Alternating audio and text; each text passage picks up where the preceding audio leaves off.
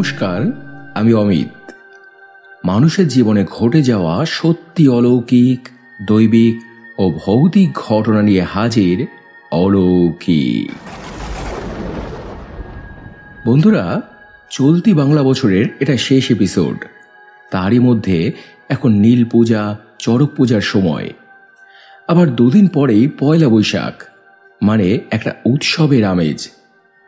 সেই উৎসবের আলো সত্যের আলোর সঙ্গে মিশে যাক, অন্ধকার দূর হোক, এইটুকুই প্রার্থনা। তো আজ তোমাদের জন্য আবারও থাকবে ভৌতিক আর অলৌকিক মিলিয়ে মোট 3টে ঘটনা। তো প্রথম যার ঘটনাটি তোমাদের শোনাবো, ওনার নাম সীমা ব্যানার্জি। অসংখ্য ধন্যবাদ আপনাকে দিদি ঘটনাটি শেয়ার করার জন্য। এছাড়াও জ্যোৎস্না ভট্টাচার্যকেও অসংখ্য ধন্যবাদ জানাই থাম্বনেল বানিয়ে অলৌকিককে সাহায্য করার জন্য। বন্ধুরা, তোমরাও যদি এরকম থাম্বনেল, ব্যানার বা গ্রাফিক্স ডিজাইনের যে কোনো কাজ করাতে চাও, তাহলে জ্যোৎস্নাকে দিয়ে সহজেই করিয়ে নিতে পারো। কন্ট্যাক্ট করতে পারো এই নাম্বারে। এছাড়াও বলি, নিত্য নতুন অলৌকিক, দৈবিক ও ভৌতিক ঘটনা শোনার জন্য লাইক, শেয়ার ও সাবস্ক্রাইব করে অলৌকিকের সাথে থেকো। প্রতি সপ্তাহের মঙ্গলবার ও শনিবার মানুষের জীবনের এমন সত্যি অলৌকিক, দৈবিক ও ভৌতিক ঘটনা শোনার জন্য। তো এবারে শুরু হচ্ছে আজকের প্রথম নিবেদন। মানা না মানা নিজের কাছে, লোকের মাঝে লুকিয়ে আছে অলৌকিক।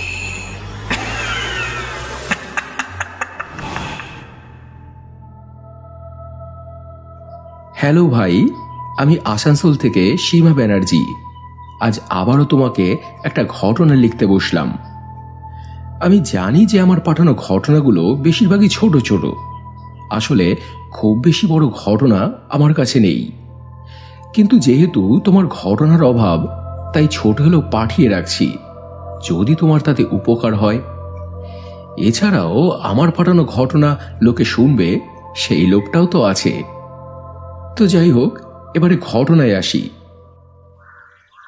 ঘটনাটি আমি শুনেছিলাম আমার বাবার কাছে। বাবা যেখানে কাজ করতেন, সেখানে অনেক রকম অস্বাভাবিক ঘটনা ঘটত। বিশেষ করে যারা নাইট শিফটে ডিউটি করত, তারা অনেকেই অনেক কিছু দেখেছে, উপলব্ধি করেছে। এই যেমন ধরো, রোজের মতো দিব্যি কাজ চলছে, তারই মধ্যে হঠাৎ পাশের ইউনিটের বন্ধ মেশিনটা আপনা আপনি চালু হয়ে গেল, যখন কিনা সেখানের কেউ নেই। আবার ধরো, কাজের ফাঁকে কেউ একটু বসে বিশ্রাম নিচ্ছে, হঠাৎ কানের কাছে একটা গোঙানোর মতো শব্দ শুনতে পেল। ধরপড় করে উঠে লোকটা যখন এদিক ওদিক তাকালো, দেখলো যে কই, কিছুই তো নেই। এছাড়াও হয়তো সকালে লেবাররা কাজে এসে দেখছে কারা যেন বালিগুলো চেলে রেখে গেছে, কিন্তু খোঁজ নিলে দেখা যায় কেউ নাকি রাতে ওদিকে যায়নি। এরকম সব অদ্ভুত ঘটনা দেখা যেত ওখানে, যার কোনো কারণ বা ব্যাখ্যা কিছু খুঁজে পেত না কেউ। আবার যেমন আমার বাবার সঙ্গেই একদিন একটা ঘটনা ঘটেছিল। বাবা সেদিন রাতে টিফিন খেয়ে টিফিন বাটিটা কলে ধুতে গেছে। ওদিকটা রাতের বেলায় একেবারে নির্জন আর অন্ধকার থাকতো। তো যেতে গিয়েই বাবা দূর থেকে দেখতে পায় ওই অন্ধকারের মধ্যে কেউ যেন একজন পায়চারি করছে, যার কিনা মাথা নেই। এই দেখে তো বাবা ভীষণ ভয় পেয়ে যায়, সঙ্গে সঙ্গে তখন ওখান থেকে পালিয়ে আসে। ফিরে এসে সহকর্মীদের যখন এই ঘটনাটি বলে, বাবা তখন জানতে পারে যে তারাও নাকি অনেকেই তাকে দেখেছে, রাতের বেলায় ওদিকে হাঁটা চলা করে। নাইটে যারা ডিউটি করে, এরকমই অনেক কিছু তারা দেখতে পায় এখানে। কাজেই একা একা কেউ রাতের বেলায় এদিক ওদিক যায় না। এছাড়াও বাবা জানতে পারে ফ্যাক্টরির একদিকে একটি ঘর আছে, স্টোররুম হিসেবে যেটাকে ব্যবহার করা হয়। সেই জায়গাটাও নাকি মোটেই ভালো নয়। সেখানে যতবারই আলোর ব্যবস্থা করা হয়েছে, লাইট লাগানো হয়েছে, তা কিছুতেই থাকে না। দু একদিনের মধ্যেই লাইট কেটে যায়, সেই অন্ধকারই থাকে জায়গাটা। প্রথমে সবাই এটাকে ইলেকট্রিকের প্রবলেম ভেবেছিল, তাই একাধিক মিস্ত্রিও এনে দেখানো হয়, কিন্তু কোনো ফল্ট কেউ খুঁজে বের করতে পারেনি। শেষে একদিন মালিক একজন তান্ত্রিককে নিয়ে এসেছিলেন। তিনি সব দেখে শুনে জানান, না, ঘরটির কোনো সমস্যা নেই, কিন্তু কোন এক অশুভ শক্তির আসা যাওয়ার রাস্তায় পড়ে এই ঘরটা। সে মাঝে মাঝে এখানে বিশ্রাম নেয়, ওর প্রভাবেই এখানে লাইট ফিউজ হয়ে যায়, কেটে যায়। তারপর তিনি সেখানে একটি পুজোর ব্যবস্থা করেছিলেন এবং ঘরটি বন্ধ রাখার পরামর্শ দেন। তারপর থেকে ঘরটা বন্ধই থাকতো, সেখানে আর কেউ যেত না। সেই ঘরটা আর ব্যবহার করা হতো না। তবে অবশ্য এখন ফ্যাক্টরিটাও ওখানে আর নেই, বড়দাতে শিফট হয়ে গেছে।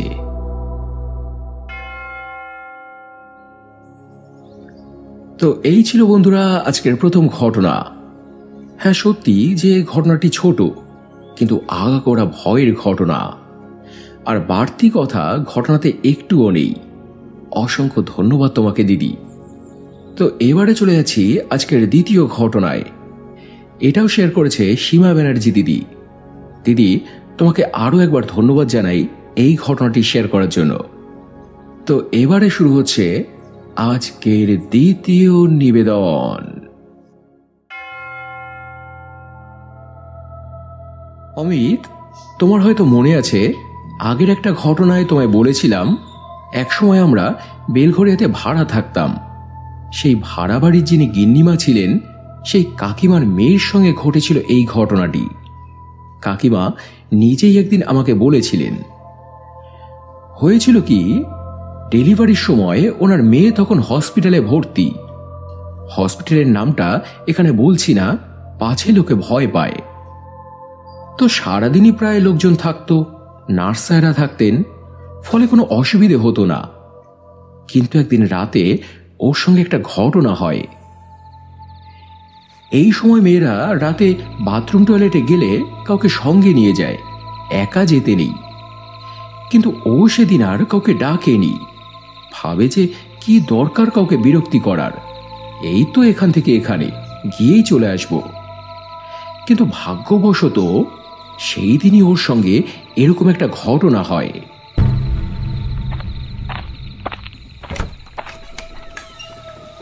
বাথরুমের দরজাটা খুলতেই ও দেখে ভেতরে কোন একজন মহিলা পেছন ঘুরে বসে আছে। চুল খোলা, মাথা গুজে কি যেন করছে। ও তো বেশ অবাক হলো যে কেই মহিলা এত রাতে টয়লেটের মধ্যে কি করছেন বসে বসে। তারপরে ও একটু সাহস করে সামনের দিকে এগিয়ে গেল। তারপরেই যে জিনিসটা দেখলো সারা জীবনে ভুলতে পারবে কিনা সন্দেহ। বাথরুম টয়লেটে রক্ত পড়ে থাকা তো স্বাভাবিক ব্যাপার। সেই রক্ত মহিলাটি প্রায় উপুর হয়ে জিভ দিয়ে চেটে খাচ্ছে। কি বিভৎস, কি ভয়ঙ্কর! সে যে কোনো জ্যান্ত বা স্বাভাবিক মানুষ নয়, ও সেটা বুঝতে পারে। তারপর একটা চিৎকার করে সঙ্গে সঙ্গে দৌড়ে নিচের বেডে চলে আসে। নার্সায়েরা ওই চিৎকার শুনে এরপর সবাই ছুটে আসেন, জিজ্ঞেস করেন যে কি ব্যাপার। ও তখন ঘটনাটি ওনাদের জানালো। শুনে ওনারা তো খুব বকাবকি করেছিলেন ওকে, সাহস ভালো কিন্তু দুঃসাহস ভালো না, যদি কিছু হয়ে যেত তখন কি হতো, তখন তো সব দোষ আমাদের ঘাড়ে এসে পড়তো। এমনকি পরদিন ডাক্তারদের কানে এসব কথা গেলে নার্সদের ডেকে তারাও খুব বকাবকি করেছিলেন। তো এই ছিল বন্ধুরা আজকের দ্বিতীয় ঘটনা। এটা কিন্তু বেশ গা ছমছমে আর ভয়ের একটা ঘটনা। তো এবারে চলে যাব আজকের তৃতীয় ঘটনায়। এটা শেয়ার করেছে রুমিকা। সে আগেও ঘটনা শেয়ার করেছিল। অসংখ্য ধন্যবাদ তোমাকে রুমিকা ঘটনাটি শেয়ার করার জন্য। এছাড়াও বন্ধুরা, তোমাদেরকে বলছি, তোমরাও যদি তোমাদের অভিজ্ঞতা বা তোমাদের জানা ঘটনা এখানে শেয়ার করতে চাও, যদি চাও তোমাদের ঘটনাও মানুষ শুনুক, দূর দূরান্তে ছড়িয়ে যাক, তাহলে স্ক্রিনে দেওয়া এই নাম্বারে আমাকে হোয়াটসঅ্যাপ করতে পারো। লিখেই যে পাঠাতে হবে বা সাজিয়ে গুছিয়ে যে বলতে হবে এমন কোনো কথা নেই। সাজিয়ে গুছিয়ে মানুষের ভালো লাগার মতো করে পরিবেশন করার দায়িত্ব আমার। তো এবারে শুরু হচ্ছে আজকের তৃতীয় নিবেদন।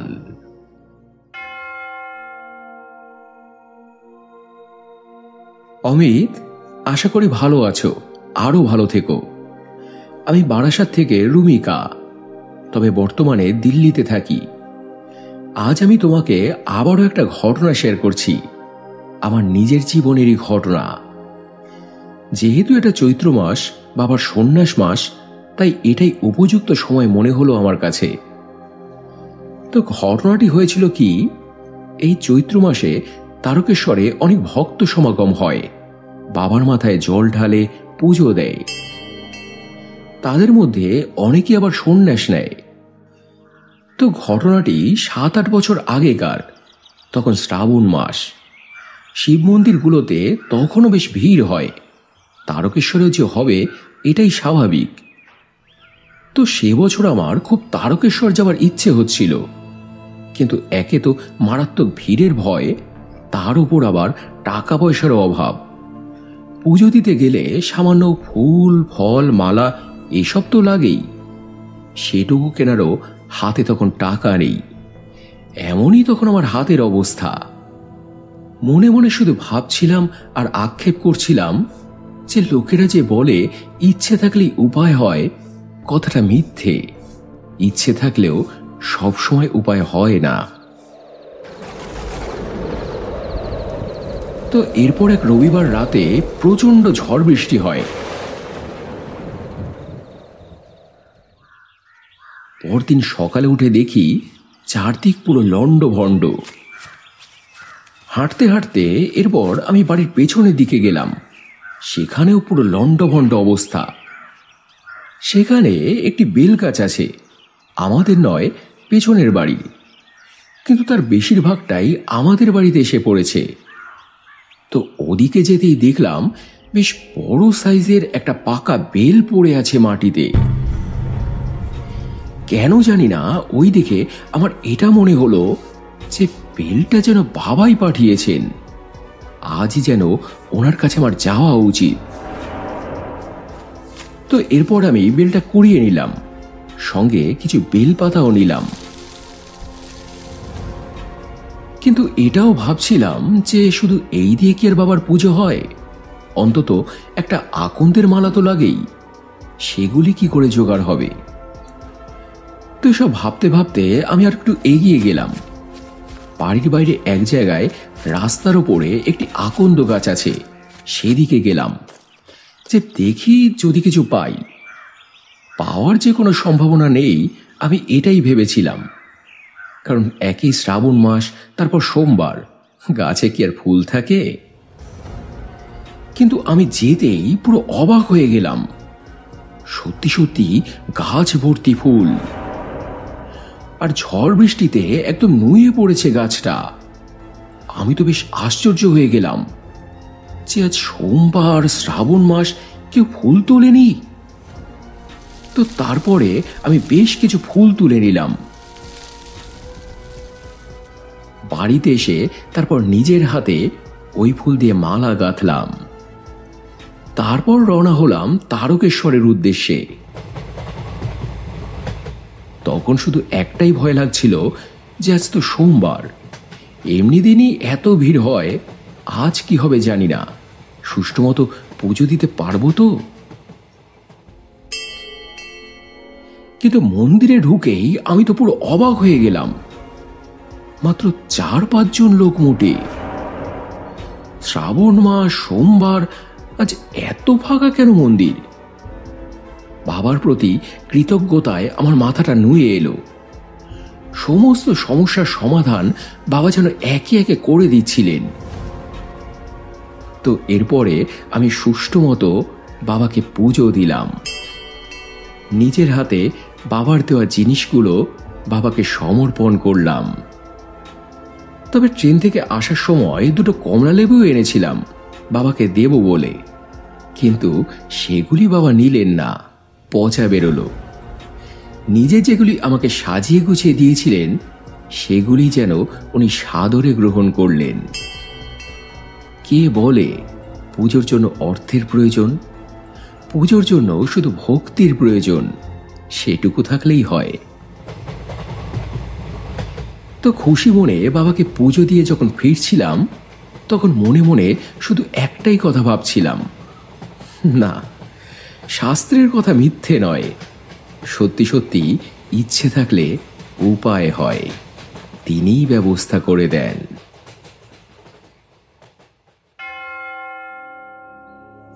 তো এই ছিল বন্ধুরা আজকের তৃতীয় ঘটনা। অসাধারণ অসামান্য একটা ঘটনা, মন ভালো করার মতো একটা ঘটনা, তাই না? তো কেমন লাগলো তোমাদের আজকের ঘটনাগুলি কমেন্টে জানিও। যদি ভালো লেগে থাকে তাহলে ফেসবুক, ইনস্টাগ্রাম বা পরিচিত মানুষদের সঙ্গে প্লিজ শেয়ার করে নিও। আর এবারে গত এপিসোডের কমেন্ট পড়ার পালা, যেখানে শ্রেয়া লিখেছে, এক্সামের জন্য কদিন ঠিক মতো ঘটনা শুনতে পারিনি, এবার আবার শুনতে পারবো। তোমার ছোট বোন শ্রেয়া, তোমার কণ্ঠে দৈবিক ঘটনাগুলো শুনতে আমার খুব ভালো লাগে। গীতাদি লিখেছে, হ্যালো ভাই, এখন তোমার ঘটনা শুনছি, তুমি অনেক বড় হও, জয়ী হও, আশীর্বাদ করলাম।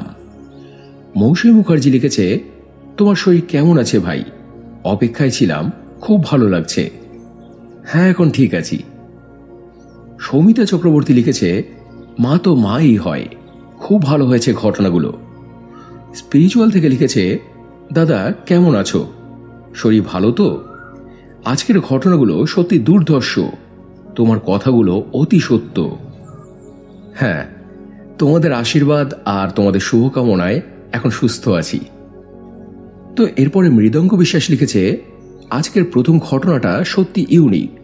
স্বপ্না বাজাল উনি লিখেছেন, অসাধারণ লাগলো, অসাধারণ। মনীষা কাকিমা উনি লিখেছেন, ঘটনা শুরুর আগে তোমার কথাগুলো একদম ঠিক। দামিনী পাল লিখেছে, ফার্স্ট ঘটনাটায় বেশ ইউনিক, দারুণ লাগলো, তোমার প্রেজেন্টেশনের জবাব নেই, লাভ ফ্রম বেলঘরিয়া। এছাড়াও আরও কমেন্ট করেছ মারিয়া বারই, রোহিণী মালিক, মিঠুন পাল, আশিস কোলে, বিশ্বজিৎ, মাধবী দাস, দেবাশিস খাটুয়া, জয়া বণিক, চন্দন, অমিতা জেঠিমা, অন্তর্শীল, মায়াদি, টিএন তিরুম, অজন্তা হরে সহ অসংখ্য অসংখ্য প্রিয় বন্ধুরা, তোমাদের প্রত্যেককে অসংখ্য অসংখ্য ধন্যবাদ আর বুক ভরা ভালোবাসা জানিয়ে আজকের এপিসোড এখানে শেষ করছি বন্ধুরা। আবার দেখা হবে মঙ্গলবার আরও একটা জমজমাট অলৌকিক এপিসোড নিয়ে। সবাই খুব ভালো থেকো এবং ভালোবাসা নিও। ধন্যবাদ।